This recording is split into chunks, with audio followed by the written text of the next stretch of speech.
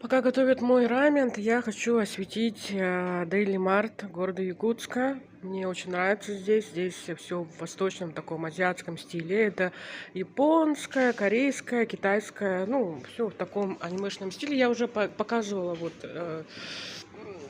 где можно готовить самой. Ну, когда я готовлю сама, выходит лапша на 700 рублей. Здесь видите, как аутентично здесь. Девочки, кореянки, японки. Можно почитать книгу, можно в Сегу поиграть. И здесь меню. Из тех же раменов, которые вот они, да, продаются здесь, ребята готовят сами. Так получается даже дешевле. Вот. Я заказала. Острый же я заказывала, да, девушка?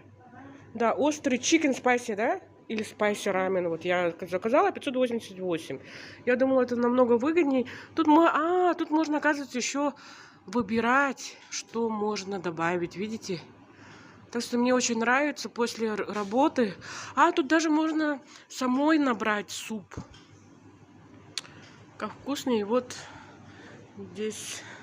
Это японские вот иероглифы, да? Да, тут в японском стиле я вот не разбираюсь. И так, здесь место максимально толерантное, то есть уступать место надо, культурно вести себя надо. И